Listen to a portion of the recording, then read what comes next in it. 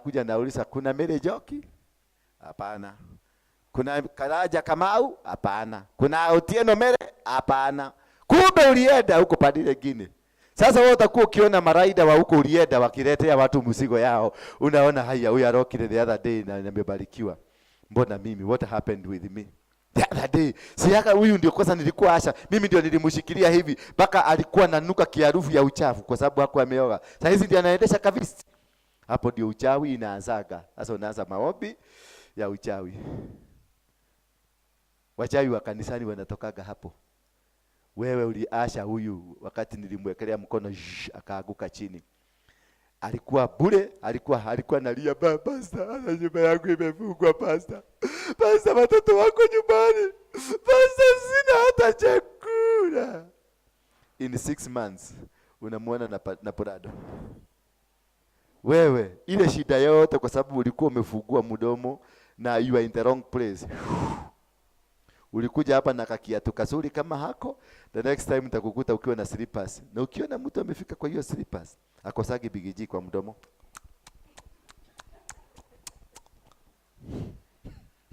Bwana Yesu asifiwe sana. Ask your neighbor, are you in the right place? Amekujibu aje? Are you in the right place? You've come for the miracle? You've come for a miracle? So how will you get your miracle and your bag iko kwa neno evangelism center pale ilitokea Mombasa? Ama ilitokea kwa Ezekiel? Ama ilitokea kwa Kakande? That is why unaona una spend millions unaenda kwa Kakande only to come to be faced by dryness in your life.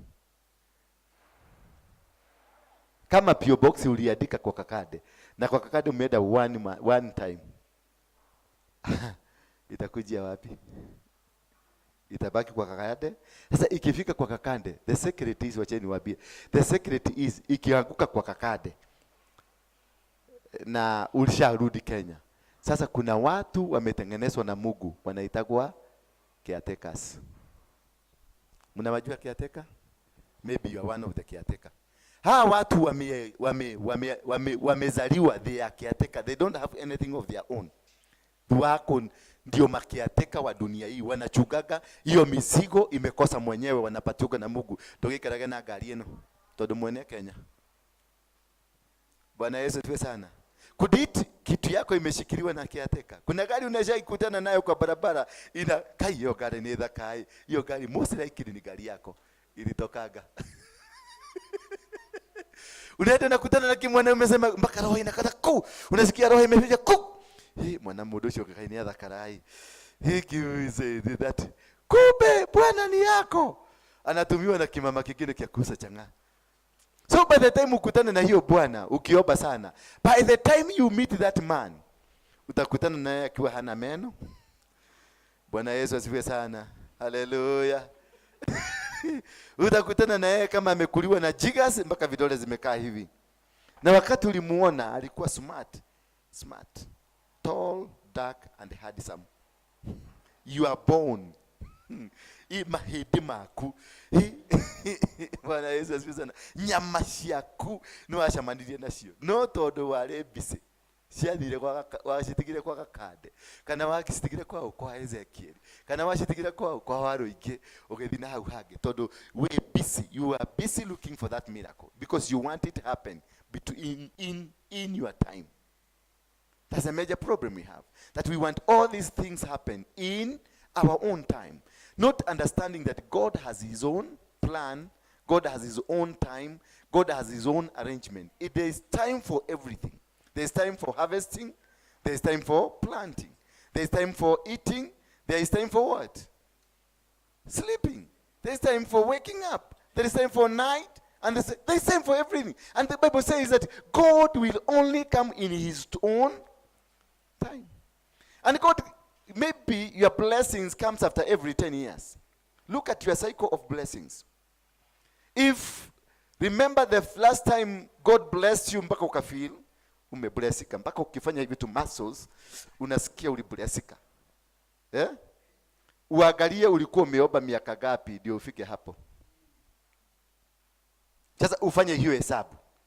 Kama ulikuwa umeomba 10 years, mami, Okorwo urite thina miaka 10 urarathimwo na kafikifiki kana urarathimwo na kapurado kana urarathimwo na motorcycle niko kafikifiki kama ulikuwa umeomba 10 years alafu hiyo 10 years uombe tena for another thing, ufanye ujiga utoroke, hiyo 10 years iruke, hiyo mizigo yote itakuja, lakini itachukuliwa na caretaker.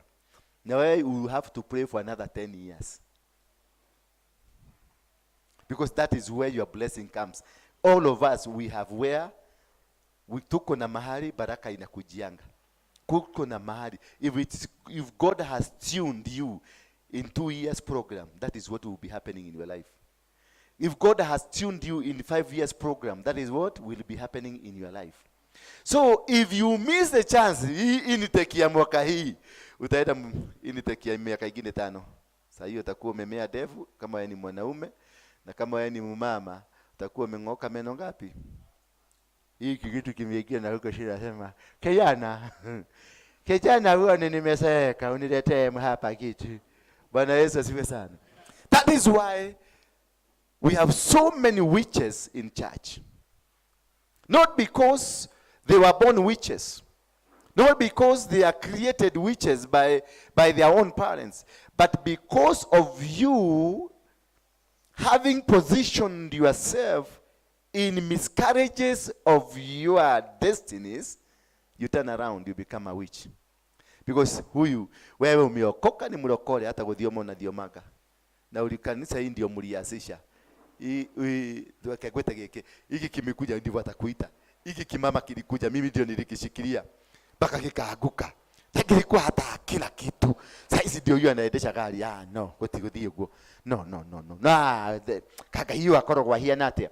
Yani kaonaga Sidivyo Wakikuyu mnafikiriaga. Kaonaga mundu akira yukira hangi munaga na thina aratara kiritari mbeca cia mbere kiri twamucagire kinya tigiti.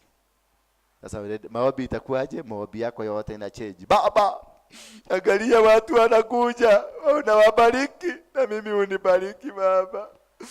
Baba, ninawaitisha hata nataka ulisema ufalme ya mbinguni inachukuliwa kwa nguvu, naitisha hiyo gari. And who messed? Kanatigwa muhoyaga. That is why in church we have a lot of witches. Hakuna mahali kuna warogi wengi combined together kama kanisani. You become so desperate because when God blessed you with a man, you didn't want that man because you are looking for a man with a Pajero. A tall, a handsome looking man, and a what? A beautiful one, driving and owning a house. But the man that God brought you, ulikutana naye kwa mkokoteni kwa, hey sister, niaje? Kita sukuma tu. Wewe mudhuri wako. Hata ukasikia hii mwanake kwani unamwangalia tena. Unaona huyu mtu damuone teko. Ushajikuta kwa hiyo situation. Unaona mtu damuone teko. Hujai muona, that is your man. Ni nyama silaje kuihushania. Manyama na mavivupa zinavurutana. Sasa wewe unaignore kimtu atikiki kimechakaa. Now you're looking for a Waruinge who is smart looking man, tall and a handsome man, and a new baruda na anaendesha Range Rover.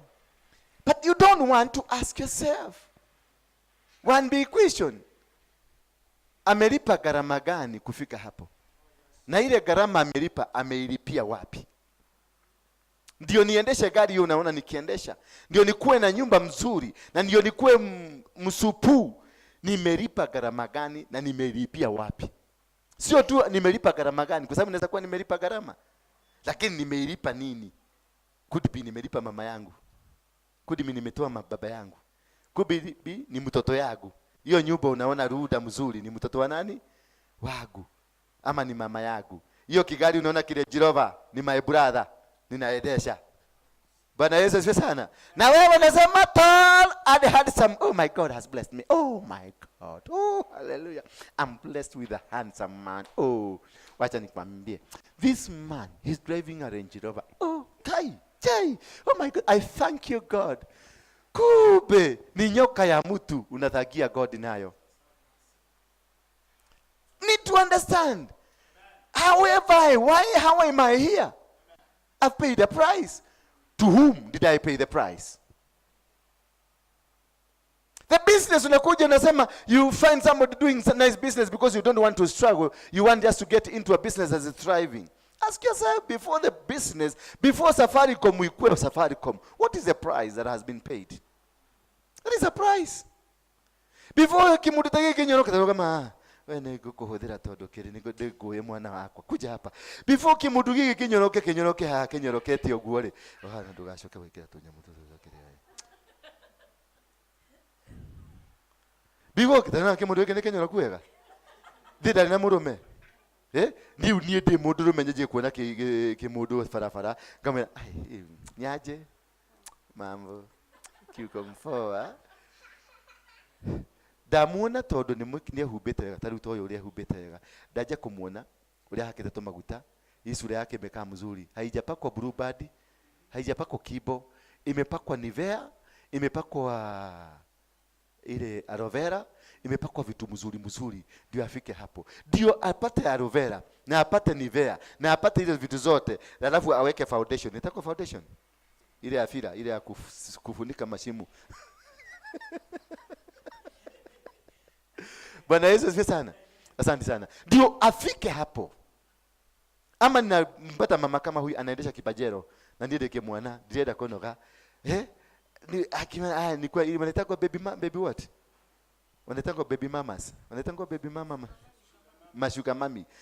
Mama anaendesha Range Rover. Ananiita kijana yangu. Ako na kibeti imejaa pesa. Ndio afike hapo. Amelipa gharama gani? Bwana Yesu asifiwe sana. That is why we need to rescue our children. Because who is this that is ready to waste your money on a boy? You want just to go to bed with that boy.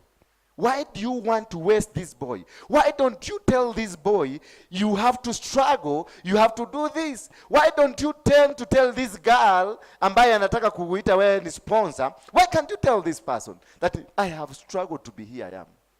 This is what I'm going through. And before you hook to me, ask me, how do you live? How did you find yourself here? Go to prayer mountains and pray for that man, for that good man, for that bones and that meat of the meats. Bwana Yesu asifiwe sana. Because there is everything they say, not all things that shine is what? Is gold. And before you become a gold, you must have gone through a refinery. And by being refined, it means that there is fire that went through you. For you to become a pastor like me, there is a refinery. Nimekapitia. Tumekuwa na huyu anajua, tumekapitia. Mpaka wakatoroka wakaniacha. Jai kasidi mpaka tunaobana shilingi 100. Tunasema niende na igana limo no toka ni shilingi 30. Bwana Yesu asifiwe sana. So unakuja hey pastor ni blessed. I met a man. Ooh, he's a pastor. He's a man of God. He's blessed. Yes, I'm a man of God. But what is the process for me to become the man of God? What's the process? What happened to me that now I'm a man of God? Was I dropped from heaven? I wasn't dropped from heaven. And that's a major problem that we have in churches. Major problems are people who come to seek for miracles. Yes, I will pray for you for your miracle, but the first miracle I pray, as I'm praying, naombaga Mungu akufugue macho. Kama vile macho ya Gehazi ilifunguka. Because Gehazi aliangalia mlima akaona venye wanakuja. So he was not sleeping. He saw something. Bwana Yesu asifiwe. For you to be blessed, you must be able to see something. That is when he rushed to his boss and told his boss, the people that are coming to Naisha, because he saw something. Before you want to be like me, did you see anything? Do you have anything that can be compared, that can be associated, that can be looked at? You want to be rich because somebody is driving a car. Do you know you want to come to a church and nikwambia pokea magari, fungeni macho. Pokea magari. Au utapokeaje? Sasa sipokea gari. Pokea gari. Ati ni anaga idhirie ni anadathimire niguonaga. No. It is a process. Ni ukamiona, but it is a process. Maybe you got 10 years to come. I have an Alphard. And this Alphard, before I bought my Harrier, that is when I had a dream of an Alphard. It took me 7 good years, and somebody prophesied to me. Alinibeba na gari yake na akaniambia Mungu ameniambia atakupatia gari kama hii yangu, an Alphard. It took me 7 years for that prophecy to be fulfilled. Yes, I got it. But the process went on. The process went on. And na hiyo gari ilinunua nikiwa kwa madhabahu hii, because I was preaching on Sunday. And after getting nikaangalia hivi, nikaona kuna mjamaa ananipigia simu sana. Is a man nilisaidia wakati ule, nilikuwa upande ule mwingine. Nikamwandikia kabarua, akaenda Amerika, akaenda akajipeana kwa asylum seeker. Kwa sababu nilikuwa nimemwandikia kabarua, nikamwambia kwa sababu umehama kwa kikundi haramu, tutakukata shingo, masikio ukule, tukukata vidole ukule, yani a scary story. Ndio msuku akiona huko anasema no, you can't go back. These people, alafu tutakutoa gosi.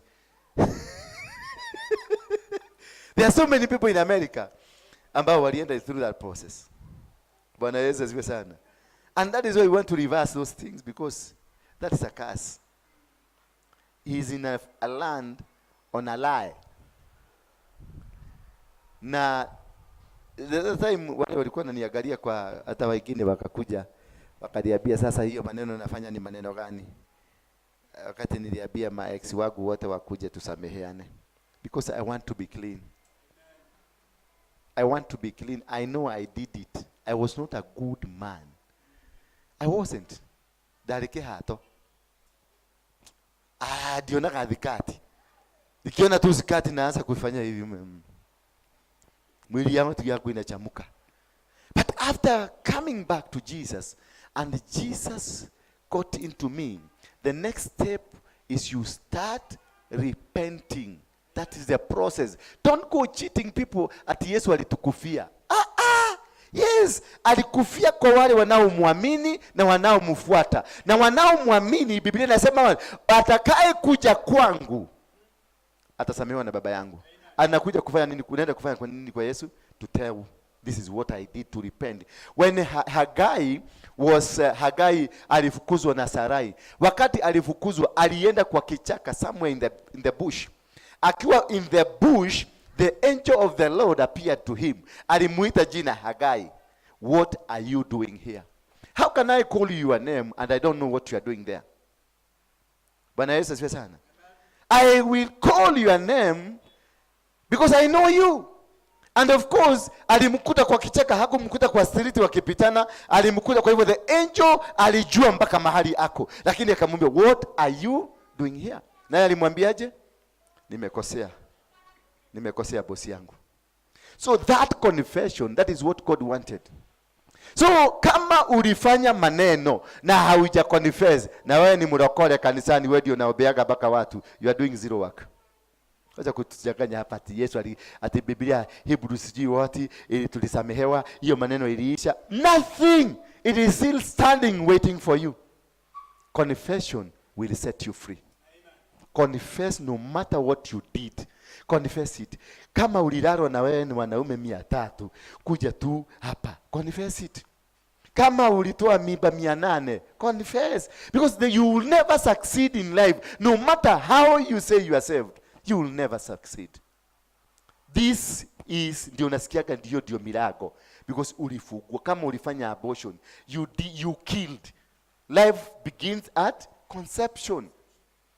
So ukisema Waruinge ni mtu mbaya, ni muuaji venye mnasemaga, kumbuka zile mimba umetoa. Kumbuka zile mapiriton, ni mapiriton ama zinaitwa nini? Zinaitwa piriton. Hizo, kumbuka zile umekunywa, umeua nini mayai gapi? Wewe ni muuaji. Wewe ni muuaji. Si wewe. Ule amestuka. Yeah, because you have killed. Life begins at conception. kama uliwahi, kwa sababu uliona you are not ready, you are in school, ulikutana na kijana December, wakati December, si unaona December ukale kwa Maigoya, mlikutana na ukadugwa, ukaenda ukambia daktari Nyamu nitoe, na akakutoa. You are a murderer. Not until you confess. And again, that is what we call a spiritual mistake, compounded by a blood mistake that we do in life. Because you have killed, that is blood. But the act of doing it is a mistake, a spiritual mistake. And when you are in a spiritual mistake, the mistake will go for 10 generations, not 5 generations. Any spiritual mistake that you do goes for 10 good generations. And the blood, not until somebody comes and breaks that blood, you are forever enjoined. Sema ati damu ya Yesu. No, damu ya Yesu iko, ilimwagika for you to be open so that the platform yako ifunguke uelewe. That is why Jesus told them, pray and you will. Yeah? Pray and you will be answered. Seek and you will. Knock and you will be. Yes. What is the theory? What is it? Pray, uombe, na ukisikia maombi haiendi mahali popote, stop the prayer. Stop praying. Ukwe kama Hana. Stop praying. Ukisikia maombi imekataa, wachana na maombi hiyo kabisa. Stop it. Do what? Start seeking from God, not from man. Not from what you are praying. Now seek from God. Why are your ears not listening to me? Ni kwa nini Mungu hunisikii? Bwana Yesu asifiwe sana. Kama umeomba, umeenda kwa nyumba zote za maombi na nothing is happening, stop completely. Funga hiyo milango. Don't waste more time, because there is something stopping you. Now that is what you do. You do what? You go to seek from God, not from man, from God. You ask God, why are you not listening to me? I have given my sacrifices. I have given my tithes. I have gone to churches. I have supported the work. I have supported the men of God. I have done this. But the more you give, the more you become poorer. The more you get into the church, the more you sacrifice yourself, the more you are becoming poorer. Means there is an ear of God that is shut. He's not listening to you. And the devil anakusikiliza, anaona venye unapiga makelele, anakasa sasa kabisa ndio ukufe.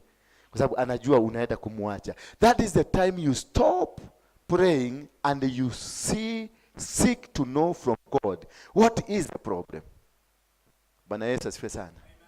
And seeking, it is going now deep in God.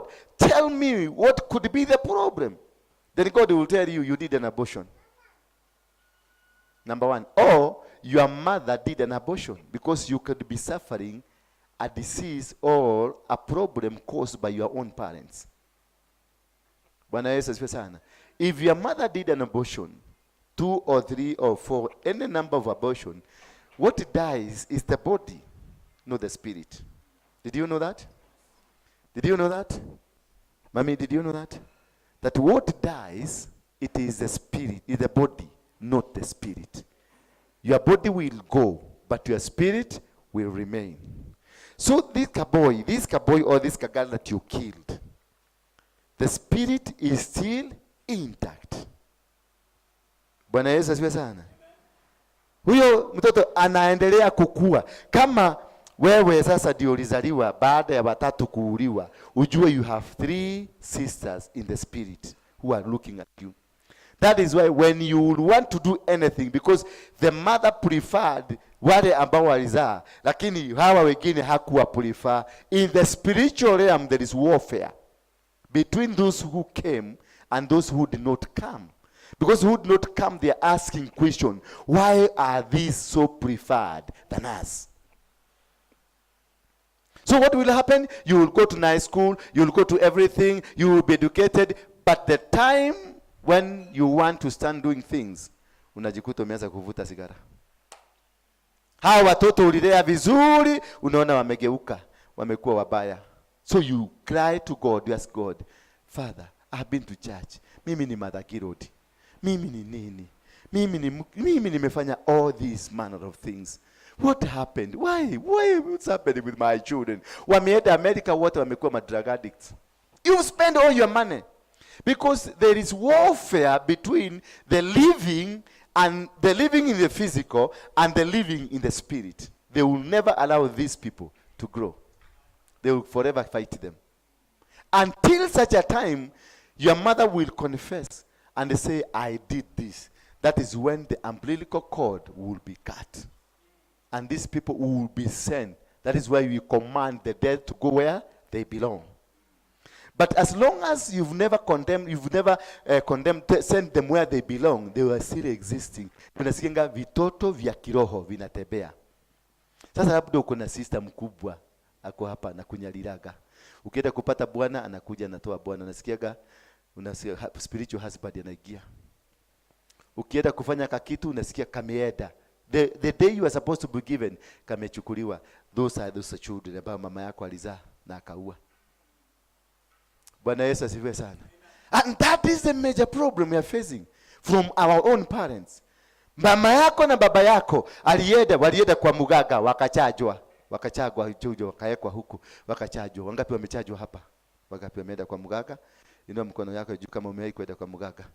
Kama mimi nilikuwa kwa muganga. Anaitwa kanini? Inua tu. Nyinyi ni wazuri. Wazuri kabisa. Hallelujah. Heavenly bound. So mama yangu ama baba yangu alienda kwa muganga. Na ni zamani sana 1963 kwa 1961 1963 58 huko ndio walienda na akachanjwa, akawekwa ndani dawa kwa mwili. That person is an altar walking because aliwekwa nini? The powers of the dark world. Kwa hivyo you are turned to be an altar. So until today, kama mama yako amechajwa na hajai repent, hajai count, she's an altar of witchcraft. So nowhere you will go in your life as long as you are connected with her, you will never succeed. Wale watu utakutana nao, ukikutana kimwanaume, utakutana kimwanaume kinaabudu shetani. Because you are founded from an altar of witchcraft. The altar that is in position ndio inaongea. Bwana Yesu asifiwe sana. The altar that is in position, iwe ni ya shetani, iwe ni ya Mungu, hiyo ndio inaongeaga. That is the altar that is speaking in your life. So kama mama yako alikuwa mchawi, lakini sasa ni wa madhagirodi, na baba yako alikuwa mchawi ama alienda kwa uaga, sasa anavaa ile koti ya red ya kanisa ama ile ya black ya kanisa, na hako na kitambulisho, waliokoka na hawakurecount, hawakudeny, hawakujikatanisha na hiyo umbrella. I want to tell you, hata wewe ni mchawi, kwa sababu you are operating under the altar of your father and your mother. Bwana Yesu asifiwe sana. Whether I'm making sense to you. I want to read to you one verse hapa, and then I'll come back to you, and let's go the book of Judges 6. Sasa sijuagi ni kwa nini huyu Mungu anani. Nimepanga masomo mzuri, amenigeuza. Ndipo nimetukua wakati mwingi pale nikipanga. Weje nitawahubiria mpaka mtoke hapa mkiwa na magari na Range Rover na makanta lika na kateria. Sasa angalia. Fundisha bibu ingine. Lakini that is the best. Aspire to be like that. That you don't preach that is yours. You preach that is from God. Amen. Hallelujah. So let's read. I want to show you how this thing will follow you. In Judges chapter number 6 verse 1, the Bible, the people of Israel did what was evil in the sight of the Lord. And the Lord gave them into the hands of the Midian for 7 years. Judges number 6, chapter number 6, Judges. Kawale wa Kikuyu ni atire liburori. See, and the people of Israel did evil in the sight of God, and God handed them over into the hands of the Midian for how many years? For 7 good years. Now, if you read down, you find Gideon tusome verse like verse 7. When the people of Israel cried out to the Lord on account of the Midian, the Lord sent a prophet to the people of Israel. And he said to them, thus says the Lord, the God of Israel, I led you up from Egypt and brought you out of the house of the bondage, and delivered you from the hands of the Egyptian and from the hands of all who oppressed you, and who drove you when out before and gave you their land. And as I say to you, I am the Lord your God. You shall not fear the gods of the Amorites in the whole land you dwell. But you have not obeyed my voice. Hallelujah. Remember Gideon, when the angel of the Lord appeared to Gideon, Gideon was asking the angel, when the angel came and told him about the God. And Gideon asked the angel, gayoyo twirago wale na maithe maithe. Huyu Mungu ambaye alikuwa na mababa zetu, akwani alienda wapi?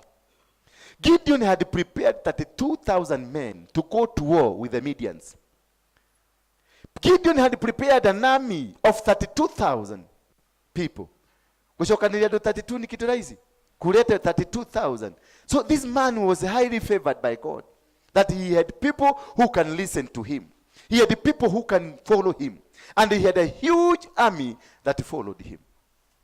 And one time when the angel appeared to him, he asked the angel, what kind of a God are you talking about? Which God are you telling me? Where is he? We are telling us that alikuwa na Musa, he delivered. He was with Abraham, he was with this. Why is he not with us? Those are the questions Gideon was asking the angel. Bwana Yesu asifiwe sana. But had Gideon read verse 1, he couldn't have asked those questions. Because it is them that did the mistake before the eyes of God. And God handed them over to the Midiani. Who are the Midianites? Midians, when the children of Israel walikuwa wanalima, wakilima, the day of harvesting, wa Midiani wanasimama. Wekelea. They will work. The children of Israel walikuwa wamewekwa uoga mpaka walikuwa naishi kwa macaves. The day of ya kuvuna, tinigwa mathi kugetha waru. Wekelea. Wakilima, the day of harvesting. Wekelea. You need to think of the spirit of the Midianites. Spirit ya wa Midiani. It eats when you are harvesting. When you are doing the job, it doesn't come. When unafanya kazi yako ni kuplant, kulimia, kuinvest kwa duka yako vizuri, hiyo hawakujaki. Watakuja siku utawekelea sahani kwa meza. Wanakuambia leta hiyo sahani. Nani alikwambia? Nani alikupatia ruhusa ya kukula? So Gideon was so annoyed with everything that was happening in his life and the people. But who led the children of Israel to do this? Remember, and God was annoyed with them, then God hardened them over to their enemies, that were Midian. So who was the devil? Who was the devil there? Yeah? Nani alikuwa shetani hapo? Hallelujah. Bwana Yesu asifiwe sana. Hapo shetani mmemuona? Are you seeing a devil there? No. Wa Midiani kulingana na Gideon alikuwa shetani. Walikuwa watu wabaya. But who brought the Midian in that land? It is God. So the Midian were the sacred hand of God. And he was punishing his own children by providing a sacred army that will deal with you to come back. Gideon prepared 32,000 men to go to war. Bwana Yesu asifiwe sana. But God in his own wisdom alikuwa ameketi kwenye kiti chake anachungulia ujinga ya Gideon. Remember, Gideon was planning all these things wakiwa na baba yake Joas, because waliishi. So unaishi na baba yako, unaishi na mama yako. So as they lived with their parent, this boy was planning. Only Joas, when the angel came, and as they were seated on a tree. Now verse number 11. Now the angel of the Lord came and sat under the terebinth at Ophrah, which belonged to Joas the Abezerite, while his son Gideon was beating out wheat in the winepress to hide it from the Midianite. And the angel of the Lord appeared to him and said to him, the Lord is with you, O mighty man of valor. And Gideon said to him, please, sir, if the Lord is with us, why then has all this happened to us? And where all these wonderful deeds that our fathers recounted to us, saying, did not the Lord bring us from Egypt? But now the Lord has forsaken us. Now the Lord has done what? Has forsaken us. Do not the Lord bring us from, but now the Lord has forsaken us and given us unto the hands of the Midian. And the Lord turned to him, and the Lord turned to him and said, go in this might of yours and save Israel from the hands of the Midian. Do not I send you? And he said to him, please, Lord, how can I save Israel? Behold, my clan is the weakest in Manasseh, and I'm the least in my father's house. And the Lord said to him, but I will be with you, and you shall strike the Midian as one man. And he said to him, if now I've found favor in your eyes, then show me a sign that is you speak with me. Please do not depart from here until I come to you and bring you my present. Set it before you. And he said, I will stay till you return. You see? In heaven, Gideon is known as mighty man of valor. That is what the angel is calling him. In heaven, you are known as a mighty man of valor. In heaven, you are known. Mwanamuke bomba. Mwanamuke shupafu. A woman can do things and make things work. That is how you are known in heaven. But in him, Gideon himself is saying, me, I'm the least in my family. And we are the least in our clan. You see the contradiction? God has a different record from what the record you have in your mouth. Praise be the name of God. God is seeing a huge human. But you seeing a tiny human. That's the beginning of your failures. That's the beginning of your failures in life. Because God is seeing a powerful woman. He's seeing a power of Gideon who is to liberate the children of Israel. But Gideon is asking, how can I do this? I am the least in our family. And I am what? I come from a clan that is least. So we are not worthy to stand before you. And immediately when he heard this could be the voice of God for the first time. Because when they were born, they found their father worshiping in the Baal, altar of the Baal. So they all believed and knew the altar where their father was worshiping, it is the altar of God. Gideon was preparing all this army to fight the Midian, but only the father of Gideon knew the secret. He's the only person knew that there hiyo kwa hiyo madhabahu hakuna Mungu. Kumbe Gideon was preparing 32,000 men against his own father. Because it is his own father that erected the altar of the Baal. Hallelujah. And Gideon was preparing and informing his father what he is doing. Every day he planned to go to war. Every day he planned for this liberation. Every day he planned for this kind of new wave. He was speaking to the father. Daddy, give me money. Daddy, give me something. I want to rush somewhere. Daddy, I'm going to meet this man. But Daddy knew the problem we are encountering, it is me. It is the cause. I'm the cause of the problem. But Gideon never knew. The generation in Gideon never knew that their father is the problem. He did not need 32,000 men.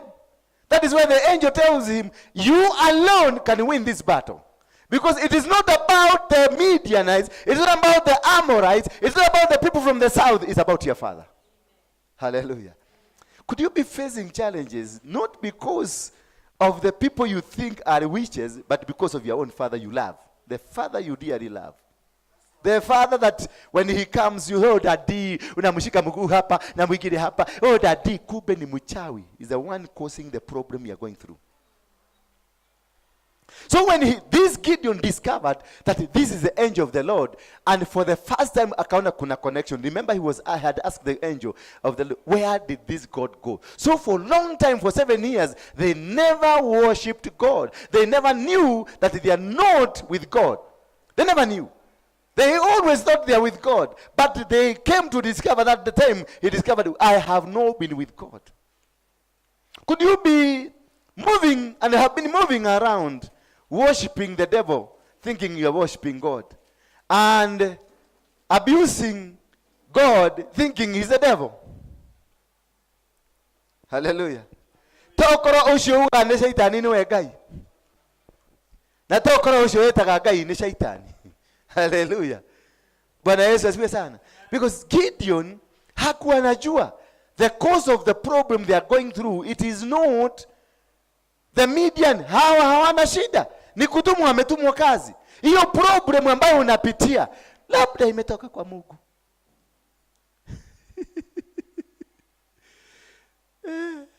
Hiyo challenge ambayo unapitia saizi labda imekam is from God. It is the other hand of God. It is a secret army of God. That imekusqueeze mpaka umekuja kwa Waruinge. The former Mogeke leader.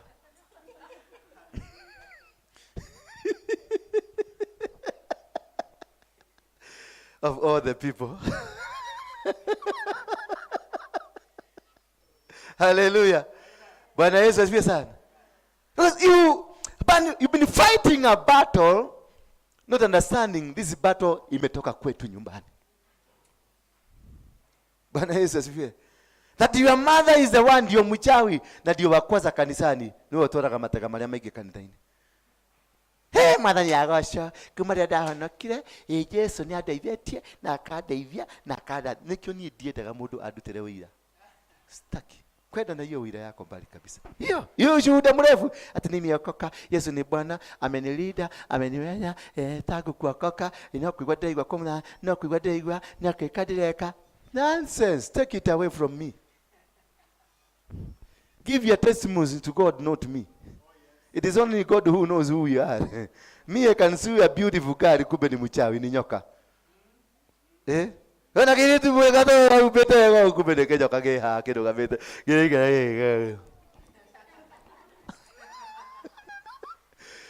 Bwana, hiyo ushuhuda jiweke. Wachana na mimi. I have met several snakes here. Very good people, very passionate people, very wonderful people. Kumbe ni manyoka. Ile kazi anarudi kukufanyia. Nakaaga kama kangauru. Unaona kitu kanaitwa kangauru? Hapa. Na kutoka ni mimi niliamua hivyo. Hivyo nitakaaga kama kangauru. Sitaki urafiki ya mtu. Hata the Lord has sent me to come and assist you, to come and be a blessing to this ministry. The Lord. Which Lord?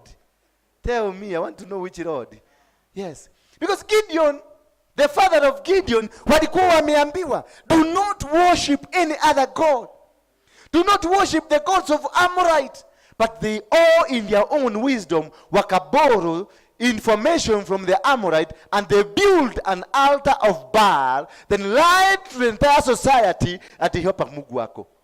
And God was not there. So for 7 years, the children of Israel suffered in the hands of the Amorite, of the Midians, and from the people from the south. The Amalekites. They suffered. Walifanya usiku. Walinyaganywa mali zao. Every time they will work, they will do everything, but the time of harvesting, everything is taken away. Ukajaka kujua biashara yako imeanguka. Na inaangukanga wakati wa kwenda kukula. The spirit of the Midian is in you. And the spirit of the Midians comes from your parents. It is not from your neighbor. It is not from Uganda. It is from your household. Because there is a hand of God in what you are going through. The suffering you are going through, there is a hand of God. God loves you. That is why he brought those people. The challenges hiyo shida munapitia It is because God loves you. That is why he has sent the medians to come and trim you, kukutengeneza. Baka ukuja kwa Waruinge. Hallelujah. Mami, uraigo horoshi na gutwarithia ate? Nirathie ukurikeire wega.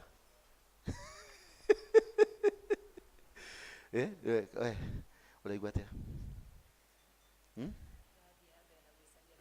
Niraona? Good. My friend, unajiona? Otodi hakuwa mbaya.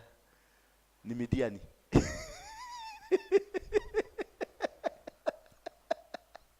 But Yesu asifiwe sana. So whatever that you are facing, don't look at it wacha kwenda kuitafuta kwa shetani. Itafuta kwenu nyumbani. Look for it in your household. So had Gideon read verse number 1, the people of Israel did what was evil in the sight of the Lord. If he had read that one, he would not have gone building an army of 32,000. He would not have been running up and down. They could have only gone to their daddy wa mwele fafa. Niki, ni maneno gani umetuletea hapa? Because your father was a witch. Your father was a robber. Your father was a rapist. Your father was a conman. The land you are seated on ilinunuliwa na pesa ya wizi. Na ni baba yako, the only person knows, si ni baba alienda town. Mama zetu walikuwa naishi huko nyumbani. Baba alikuwa anakujaga mwisho wa mwezi akiwa na pesa. Bwana Yesu anachia mama na mama naye ananunua shamba. Lakini hiyo pesa ni watu wangapi wamenyogwa? Ikienda kununua hiyo shamba, there is somebody anaogesewa damu Kenyatta. Niambie kama utapata amani. You will never find amani. You will forever live. Naye mama yako ndio mkule kwa sababu baba ameishi sana kule kwa mjini. Mama kuna kamseke geni hapa anapita nako. Ile chakula yote mnakula. Na hata labda ukiangalia wakati mlifukuzwa, siku hiyo mlifukuzwa shule, baba kwa sababu hakuwa na simu, huyu mama alikimbia kwa ule mzee wake wa kado, akamwita ndukene gere girithano mwana acoke thukuru. No girithano. Okay. Ugathomithio na ki na mbeca cia kirumi. Ni ugakitherema. Ciana cia muthuri ucio tondu ni mami wanyu ni aborire mbeca ciothe muthuri ucio cikiaga guthoma cituraga na mahoya we Ngai. Cituraga na mahoya. Ngai turirikane. Baba tukumbuke. Roka ya ramakete rebosa ya naya. Ocia kuageria guthomithio. Cigaikara ta cia kuna mami wanyu athukirie. Kou gutathomirwo cia kwiti guthoma. Ugacitwara thukuru urihaga 500,000 school fees. Ukarehagirwo kiana kianyuire bangi na dawa cia kurevia.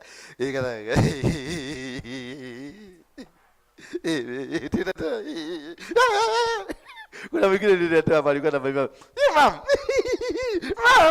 Mom. You are so stupid. Kai. Paka nikasikia huruma. This man. He is so stupid. The mother. Nikamuuliza nikiwekile. Sasa ndio tulikaa chini akaanza kulia.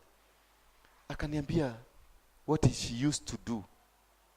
Kuna boma ya mtu aliharibu na watoto hawa hawakusoma. The same thing has happened to my children. Bwana Yesu asifiwe sana. Hallelujah. Pokeeni gari. Pokeeni mashamba.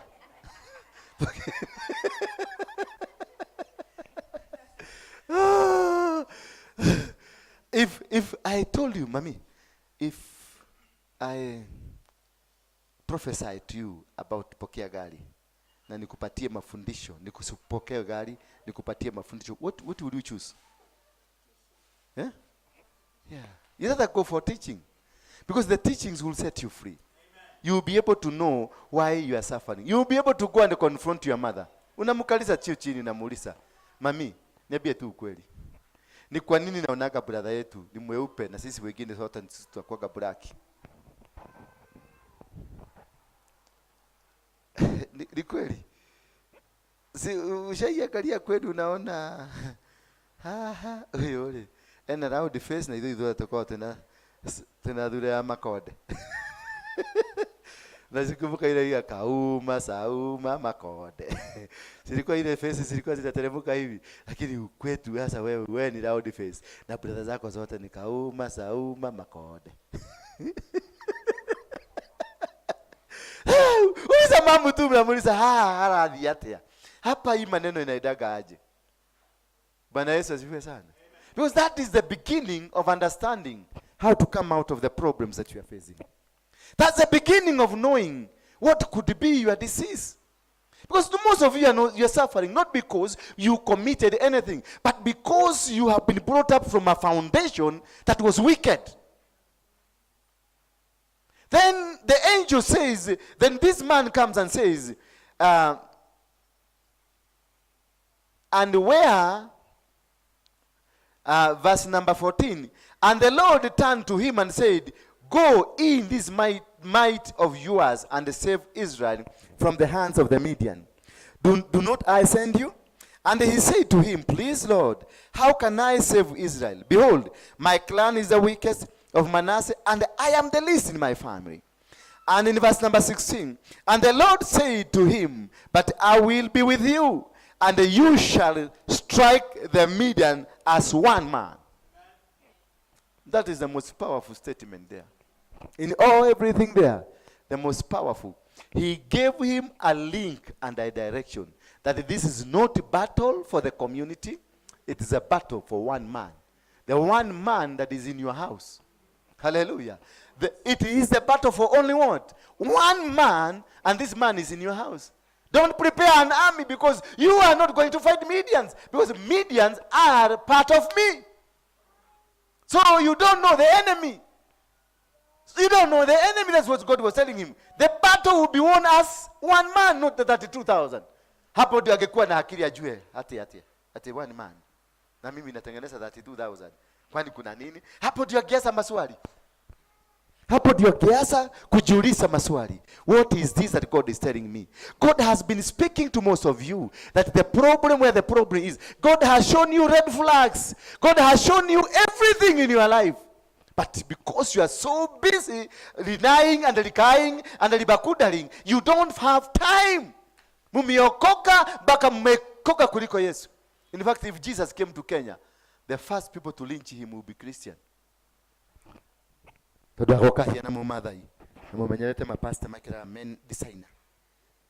if the pastor is wearing a designer, una expect Jesus yakuje aje? I'm telling you, Kenyan pastors will be the people to lynch Jesus if he comes. Mimi naweza tu nisitaki asikuje saa hii. Kwa sababu mapasta ambao tuko nao watamlynch. Because the pastors believe that if you're a man of God, must be a designer. And a touch phone. It's wrong perception. But this guy was told, this battle will be won by you alone, not men that you are prepared. Not that energy, not that money you unapeleka kwa Kakade, not that money unapeleka kwa Ezekiel, not that money unapeleka kwa TB Joshua na kule kwingine. No. It's about your soul and yourself with God. Hata uende wapi, hata kukuja munabii anatembeleaka kule kwa Yesu. Yesu. Tuko na Yesu Kenya, si ndio? Yeah? Tuko na Yesu Kenya, alikuja. Yeah? Tuko na Yesu. Anaitwa nani? Ni Wafula. Si Wafula, Wanyonyi ni Mungu. Ni Mungu. Hiyo ni Jehova ya Wanyonyi. Kuna Yesu sahihi. Eko hapa Western. Lakini tika utokeni. Kuna Yesu sahihi. Huyo wacha uone venye watamfanya. Watamkoroga mpaka atamusika. Huyo msemo mwingine walisika hata sahihi wanangojea abubuke. So when he was told this battle, you are going to win it as a man, not as a community, he could have asked God how. So stop, tell your neighbor, stop what you are doing and have time with God to listen to him because he is talking to you. God is speaking to you. that what you've been doing is completely wrong. What you've been doing, it is completely out. Those prayers you've been moving around, going up and down, stop them. Sit and give God an ear to listen. Amen. Just give God that your ear. He is speaking to you. Amen. He is talking to you. Wachana na mapasa sasa, wachana hata mimi, wachana mimi. Enda mahali keheri, kaa peke yako. God has never and will never speak to us. Did you know that? God has never and will never speak to us. And he has never spoken to us. He speaks to me. Hallelujah. God will always and has always speaking to me, not us. In kanisa, God will never speak to us. God will speak to you. If I ask you the teachings, I place question here, your answer will be different. Your answer will be different from this answer. Your answer will be different from this answer. Why? Because you heard it differently. But it was coming from one mouth. So when Gideon was told, this battle will be won by you, he should have asked God, how? Then God has an answer for him. Then God tells him in verse number, once he discovered that he was speaking to God, verse 19, so Gideon went into his house and prepared a young goat and unleavened cake for the altar of the floor. The meat he put in the basket, and the broth he put in the pot, and brought them into him under the terebinth, and presented to him. And the angel of the Lord said to him, take the meat and the unleavened cakes, put them on this rock, and pour the broth over them. And he did so. Then the angel of the Lord reached out the tip of his staff that was in his hand, and touched the meat and the unleavened cake, and the fire sprang up from the rock and consumed the meat and the unleavened cake, and the angel of the Lord vanished from his sight. Do you know what he did? When he discovered this is the angel that he was speaking to him, he stopped every conversation and ran back home. Got a goat slaughtered and a bread. That was his first sacrifice. What? A sacrifice, personal, inaitangwa a personal sacrifice. When you encounter the Spirit of God, when you encounter God, the first thing you want to do immediately is a personal sacrifice, to connect yourself with these presence of God. That is the first thing you do. You connect yourself. You raise a sacrifice. You connect yourself with the word of God, with the presence of God, and with the plan of God. So from there, you open the door for God to come in. Because he discovered, in this world I'm alone. That is why he ran and raised a sacrifice. Once he raised the sacrifice is brought it, and then the angel with his staff akamwambia awekelee kwa jiwe, akainyoshea vimbo yake, moto kawaka, meaning the acceptance of the Lord. The personal sacrifice ignites the fire of the Lord in you. So from there, you start seeing things differently. So the first sacrifice is personal sacrifice. That will let you, the fire of God, be ignited in you. And from there, you don't need a pastor. Bwana Yesu asifiwe sana. Hallelujah. So, verse 21, then the angel of the Lord reached, verse 22, then Gideon perceived that he was the angel of the Lord. That is now, macho imefunguka. That is when now he perceived that this is what the angel of the Lord.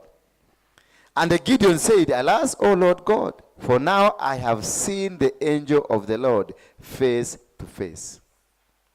After you do the personal sacrifice, you see God face to face. Now you will start seeing things differently. You will start seeing things the way they are supposed to be seen. You will not be moving from one pastor to another pastor. You will not be moving from one prophet to another prophet, because now the Lord has come. Oh, what you need to connect yourself with God, when you are in the presence of God, when you discover where I am, this is where I'm supposed to be, and this is where I'm supposed to be doing things, do it now. Do it, and once you do it now, you get connected. You get the wires, you get the electricity, and the fire will be ignited. Immediately, his eyes opened, na akaona, haya, kumbe yu alikuwa malaika. Then he realized, we are back. Hallelujah. He realized we are back. We are back. He said, we are back. We are back. We are back. That is the time you see your redemption have started. After he did the personal sacrifice, the redemption started again. And they started seeing things differently. You will see things differently. You will see the power of God. You will see the authority of God. You will see how God loves you. But then from there, alas, O Lord God, for now I have seen the angel of the Lord face to face. But the Lord said to him, peace be with you. Do not fear. You shall not die. Hallelujah.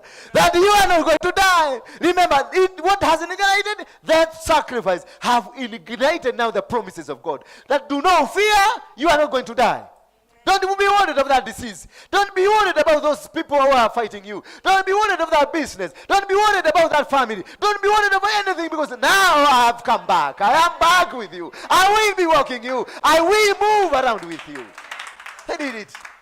Once they ignited the presence of God, God will walk with you. That is why I say, I will never forsake you, nor will I leave you. I will walk you, even if you are going to walk in the shadow of the valley of death. You are going to be with you. Amen. Praise be the name of God. Wow. Then Gideon built an altar. After you give your personal sacrifice, you build an altar. The altar of God. So that this altar will be fighting for you. This altar will be doing what you are supposed to do. That is the role of the altar. Then Gideon built an altar there. That's verse number 24. To the Lord, and called it, the Lord is peace. So once you give the personal sacrifice, what have you invited? The peace of the Lord. And you now relax. Hallelujah. You relax. Once you have the peace of the Lord, you relax, and now you sit down and wait for the instructions from God. You start saying, God will start now doing the job. He told Jehoshaphat, sit down and see the deliverance that I'm about to bring to you. Remember, it was a threat. It was bad news that about three communities will come up against the Israelites. And Jehoshaphat was so trembled that he went asking for people to fast. And they fasted. The whole country fasted. Well, after they fasted, that is when now the angel, God sent a prophet to them and told them, don't prepare an army, prepare praise and worship. And you're going to win this battle. Amen. Tell your neighbor, I have had it. I'm going to win this battle. Already I've won it. Mwambie, already I've won it. Then now you are going to build the altar. Then Gideon built an altar there to the Lord and called it the Lord of his peace. To this day, it still stands at Ophrah, which belongs to a Bezerite. I've been there.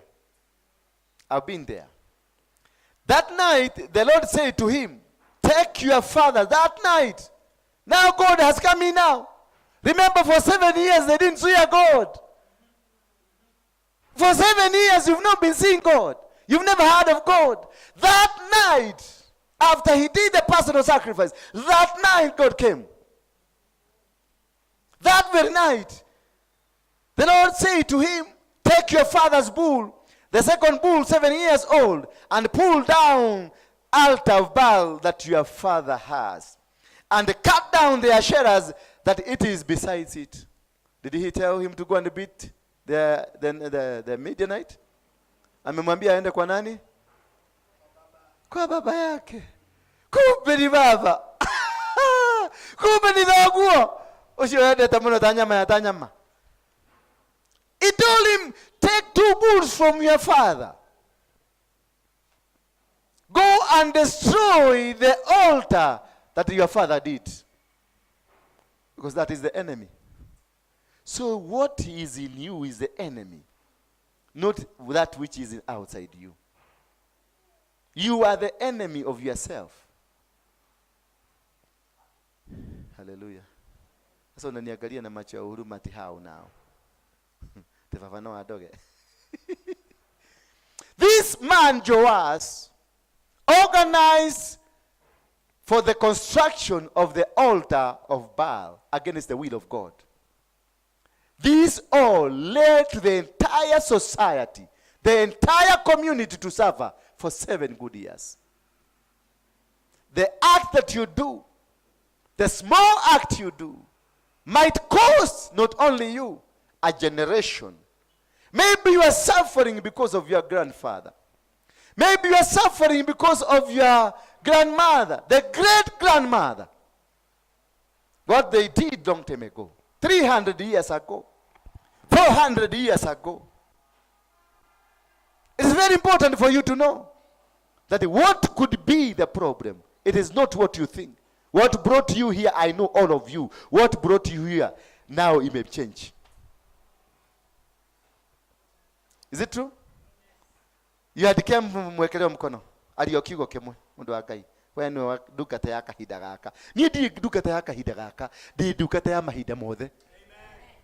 I'm not for this time. I am forever. Yes, and I will see the goodness of God. Musiniuwe. Ora ganiaya. Di dukata ya kahida gaka. Toni moba geire. Toko kuhudhira miaka 5 tulete mwingine wewe tulikuona kata ikonia ngo sitoki muliniwa nikiwa mugeke mukashidwa. Mumenipeleka jela mara 52 kana 52. Hii mwili yangu iko na risasi 12. Jela nimenyogwa mara ngapi? Mashini nikataa nikiwa mugeke. Ni haha. Muragekire mahetia. Mulifanya makosa kunikubalisha. Hapa sitoki ngo. Until Africa is for Christ. Until the whole world, they know I have started the journey. On 10th, I'm in Dubai. I have begun the journey to conquer the world. Hallelujah. I have to preach this gospel. Na nataka kuhubiria wale walikuwa naomba nikufe. Unajua Kristo waliomba. Walivuka, walienda kwa milima. Wakaenda Heaven's Gate, wakaenda Katoroni. Baba tunakuomba. Yakoro Mosaya. Tora maraiki akume, yakoro mokoto tori Mosaya. Kuna mama mwingine Dhika alitoka maombi Katoroni. Na wakaomba na Roho wa Mungu akasema huyo jamaa atakufa. Walitoka kule Katoroni. Wakaenda sasa unajua ile hoteli inakuwa Dhika inaitwa December Hotel. Alipotoka tu alinikuta nikikula hapo. Aliniangalia. Mimi sijui kwa nini alikuwa. Sasa mimi nilifikiria ni mtu tu ananiangalia. Kwa sababu walikuwa ananiangalia na alianza kutetemeka. Sasa tukaambiana na vijana wangu nikaambiana mtumie Raena odo. Hebu twende tumuharas kidogo. Endeni mumuharas. Kuna kitu. Ni vile namwangalia. Venye anatetemeka kwa sababu ameingia kaanza kutetemeka. Huyu mtu ako na kitu. Kuja. Wewe. Kuja. So nikatuma na akaharasiwa kidogo. Akastuka. Makojo. Tukamwambia kuja. Tukajua hapa iko maneno. Tukamwambia kuja. Akaeto karibu na mimi. Nikamuuliza nini mama? Nisamee tu. Aliniambia nisamee tu. Nilikuwa kusamea umefanya nini? Akinisamea. Akisitarudia tena. Ni nini? Tumetoka maombi kukuombea ukufe. Kukuja tu nakuta huko hapa. You will never die until God says so. The They can never take you away until the purpose God created you for is fulfilled. You are here on a mission, and the mission must be fulfilled. Never be cheated by anybody that they are going to kill you. They are going to die before you die. Never be cheated that they're going to steal it from you. Theirs will be stolen before they even think of stealing from you. Seek this God and seek to know who could be the problem.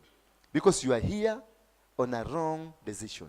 Here, nyinyi yote, you are here on a very wrong decision. And I know, I'm glad that God has made you to rediscover yourself. To go and reignite and see to it what is the problem. And this is what happened. That night, the Lord said to him, take your father's bulls and take bulls 7 years old and pull down the altar of Baal that your father has and cut down the Asherahs that is beside him. He tells him, take 2 bulls. Take what? Take 2 bulls. Of how old? So what a coincidence.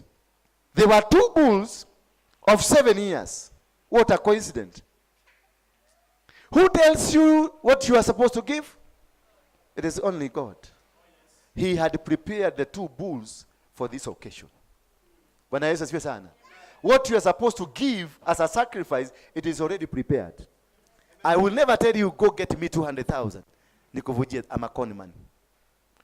What you are supposed to do to have, when Gideon realized this is an angel of God, alikimbia nyumbani, hakuenda kununua mbuzi, aliingia akakata mbuzi yake. You must give that is yours. Don't give a sacrifice, a borrowed money. Never give. Never give a borrowed what? Money. Wait until God gives you instructions. Wait until God tells you what to do. It doesn't matter what is the value that you are giving. Only God knows the value what you are supposed to give. Only God knows what the kind of a problem you are in and what kind of a situation you are supposed. Remember, he's telling that night, he's telling his son, Gideon, to go and take his father's bulls. To go and destroy what? The altar of his father. So what happened? What happened with Gideon? He did what? In a clear language. He did what? Yes, he obeyed, but he did what? In obedience of God. In the obedience of God, what did he do? Yeah? She's closer. She did what? He did what? Yes. He stole. Ariba. In the night, he stole.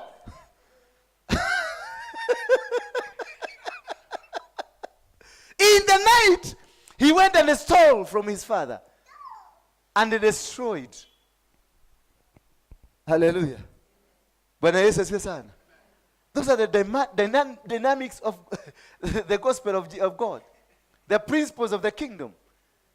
So what will be used to destroy that it is tormenting you, if it is your parents, it will come from them. Hallelujah. Kama wao ndio walikuuza kwa Freemason, hiyo ambayo wamefanya nao, hiyo ndio itatumika kuvunja madhabahu. Bwana Yesu asifiwe sana. And that is the principle of the kingdom. It is not about what is you think happens. A sacrifice, you don't go discuss it with your husband. A sacrifice, you don't discuss it even with yourself. The day you discover that you had 10,000 and you start now, I'll give 5,000 and this, no, that's not a sacrifice. That's an offering. A sacrifice is not negotiable. It is an order from heaven. Oh, yes. Amen. Hallelujah. Amen. He told Abraham, give me your son, the son that you love. Give me the only son, the son that you love. He made those 2 statements deliberately. Give me your son. And then the son that you, and come slaughter for me. It is an instruction from heaven. Sacrifice, it is not what you go at the sacrifice. It can't. Ndenda kuthi kwa ndungata ya Ngai na ndingithi kwa ndungata ya Ngai itari na 5,000. Hiyo si sacrifice. You have lost it. And your time for being delivered is not yet. Tunaweza kaa na wewe miaka 10 hapa. Ukombolewe 10 here. Naona ndio naambia kaa chini ufundishwe, uelewe maneno kama hii. Ujue ni baba yako. Sasa wewe unakuja nikuombee, ukifikiria ni wagaga wale wako huko basa. Na unaenda nyumbani. Na hiyo pesa unapatia baba yako, hiyo umedhokoma unapatia baba yako. Naye baba yako anaipeleka kwa mganga. Ana sustain the altar. So who is sustaining the altar? It is you. So that is the altar. When it comes in the evening, ikakuitisha mtoto. Yes, itakuitisha mtoto, unasema mtoto amekufa. Nani mchawi? Na umezunguka huko ukitusumbua. Pastor, hadi hakika kemwe tu.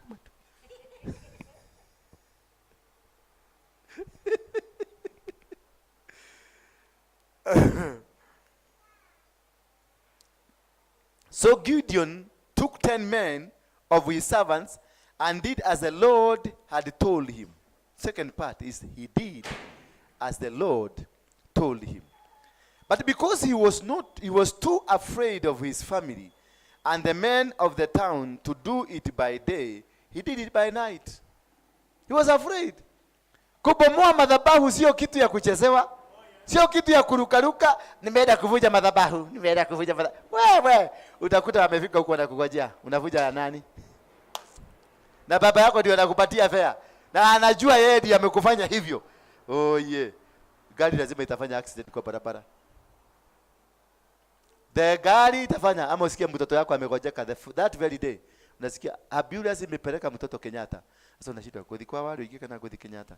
Kenyatta. Ukifika Kenyatta, ulikuwa unataka kuleta kwa Waruinge 1,000,000. Ukifika Kenyatta, unasikia hiyo daktari hayuko hapa, akibiswa Agakani. Hiyo ni arrangement ya demons, hizo zina control altar. Anatemsemekana pelekwa Agakani. Agakani kufika huko naambiwa deposit ya hii kitu ndio tuase 500,000. Money is not a problem. I mean, treat my money is not a problem. How much do you want? I can even give you 700. Because ina kamilioni. Consultation fee unasikia tena. Umeitishwa 200. Unasikia tena zarabu 100. Wakati the milioni itaisha, unasikia ripoti imekuja. Unfortunately, hakuwa na ubaya. Ni breathing yake ilikuwa na problem, lakini imekuwa sawa. Mnaweza kwenda nyumbani. Once the chameleon kameisha, kameshughulikiwa vizuri. Because the demons, they are demons that are in charge of that ministry.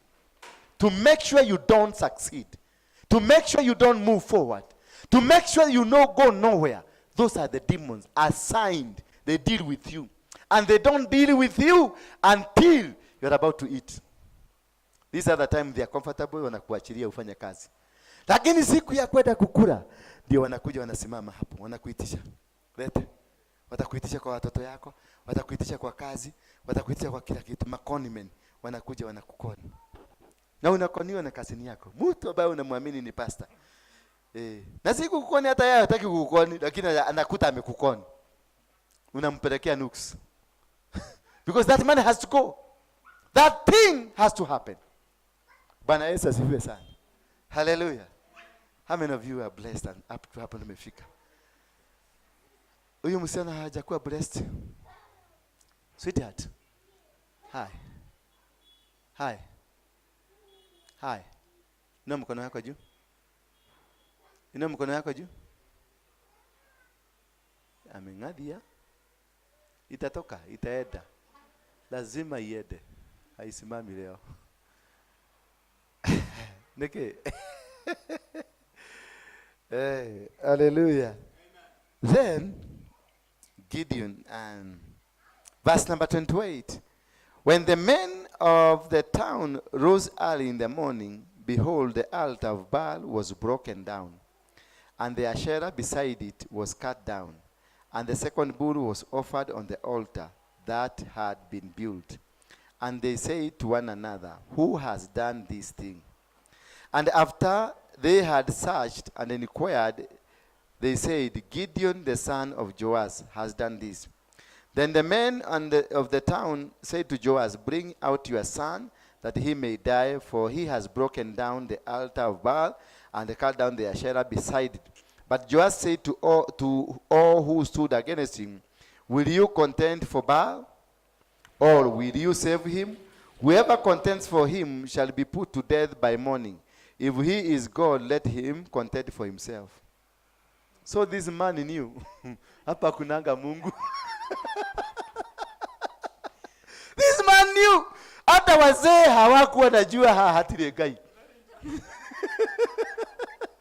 It's only one man. So one man can destroy the entire country. One man can destroy the entire family. Only your brother knows what is eating in your family. He tells them, can you contend for him? If you know for sure this thing is from God, let it contend for itself. Mungu atajibu kama ni ya Mungu. Sasa yeye amewabia. Wakikone gaidoreke nene kuitetera. Kwa sababu alijua whoever has done this has a revelation from heaven. Hallelujah. Whoever has brought down this, it is not him but God. He knew. And they knew the only person who can do this thing, it is the son of Gideon, because they knew he has the anointing. The monitoring spirit, they know who you are. The monitoring spirit, they know who you are. They know the capacity. They know how powerful you are. That is how they have kept monitoring you. They have kept moving with you. Wherever you go, they are with you. Ukiingia dege, wanaigia dege. Wanaitwa majini. I'll be teaching you tomorrow about majini. Bwana Yesu asifiwe sana. Ukiingia dege hata ni majini inatorokea, inaigiaga na wewe. Hapo next. Hata ndio inakusafu kashai ukiwa ndani ya dege. Ukishuka ukiingia ndio inakwambia hata tukusaidie bagi tukubebe. Haleluya. Ukienda kupumzika, mahali umepumzika kwa nyumba yako. Kama hiyo majini ilikuwa inalala na wewe ukiwa nyumbani kwako Kenya. Ukifika huku ndio inakutadikia kitanda kwa huku Amerika ni kusuri. Hapa tutaishi maisha mazuri sana. Huku hakuna kustruggle. Bwana Yesu asifiwe sana. The father told them that if this is God, let it contend for itself. So he knew. So the people that are, the suffering you are going through, it's known by people who are doing it. It's only that you don't know. Hallelujah. It is all. It is only you who doesn't know. But today, sema now I know. Sema now I know. 2 bulls, one was slaughtered to destroy the altar, and another one was slaughtered to build the altar. Once you destroy this altar, build an altar. Hallelujah. Don't leave it vacant. Once you leave it vacant, hawa wazee wangekuja na wajege. Walikuwa nataka Gideon yauliwe, wajege. Lakini mzee venye aliangalia, kaangalia kaona nani ndikwenda horo wao. Bwana Yesu asifiwe sana. And that is what I wanted to teach you today. And I think you have been delivered. Bwana Yesu asifiwe sana. Tusimame kwa miguu yetu. Mumeona mmekula Nataka tujipeleke mbele za Mungu. And because now you know. Do you know now? Umejua? All the way. Nariko laikalio na nako. Ogira kemenyire, akire Bible ogira thomire. All the way. Now you know. Do you have the clue? Yes? Now you know. What about you? Yeah? You know. We know who is the problem. It is you. Do you know these people, you will be praying and praying, kuita shetani, mapepo, irishwe, kotala, makate. Literally, do you know you are the demon? You've been saying pepo ishidwe. Na kumbe wewe ndio pepo. So you've been strengthening it. Pepo ishidwe na unashidwa. Unakuja kuombewa hapa, unasema pepo ishidwe. What happens? Na wewe ndio pepo, inaendelea kushidwa. You become sick. You come, I pray for you, become more sick. Because you are the demon. Hello? You are the what? You are the demon of your own self. So we have to change the way we are looking at this thing. We have to sit down to be taught the word. So you may understand that this is a whole life of you. This Judges 6 is a whole life that you are living. But hata ukiulizwa uliangalia na basi ya magoro-ini. I'm waiting for you. Na basi ya magoro-ini. Niguo menye haria Judges ciekoragwo. I want to read to you the final one. And it's in the book of Jeremiah, chapter number 1, verse 10. Just let me read it. You remember? Chapter number 9 of Jeremiah. Chapter number 1, verse number 10. Tusome kutoka verse number 9. The Lord put out his hand, and he touched my mouth.